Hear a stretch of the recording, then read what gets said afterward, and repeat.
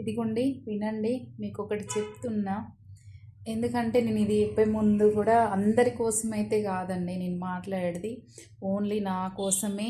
నేను నా కోసం కూడా అందరు నాతో మాట్లాడతారు, మంచిగా మాట్లాడతారు. అందులో ఏదో మనసులో పెట్టుకొని మాట్లాడితే వాళ్ళు ఉన్నారు, మంచిగా ప్రేమగా మాట్లాడే వాళ్ళు ఉన్నారు, అందరూ ఉన్నారు.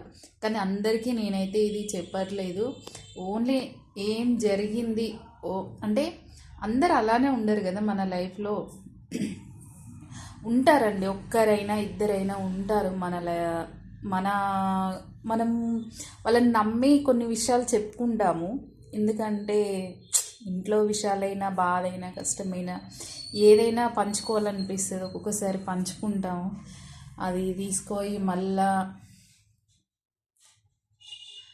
మన ఫ్యామిలీలోనే అందరికీ చెప్తా ఉంటే వాళ్ళు మనల్ని చూసే చూపులు, చులకన చూపులు, వాళ్ళు మాట్లాడే మాటలు అసలు నిజంగా నాకైతే చాలా బాధ అనిపించినాయి. ఎందుకంటే చెప్పుకోకూడదు, చెప్పుకొని తప్పు చేసిన, నమ్మడం తప్పు చేసిన, నమ్మకూడదు ఎవరిని అంత ఈజీగా అని నా మనసుకు అనిపించింది. అందుకనే మీరు కూడా ఎవరన్నా ఇట్లా ఉంటే మాత్రం అన్నీ ఎవరితో షేర్ చేసుకోకండి. మనము మన బాధ అయినా, మన కష్టమైనా మన మనసులోనే దాచుకోవడం మనకు మంచిది అంటారు కొంతమంది. బాధ అయితే కష్టం, సంతోషం వస్తే చెప్పకుండా బాధ వస్తే చెప్పుకుంటే ఏమవుతుంది అని. కానీ ఈ రోజులలో మాత్రం ఏదైనా చెప్పుకున్న బాధనే ఉంది, చెప్పుకోకపోయినా బాధనే ఉంది.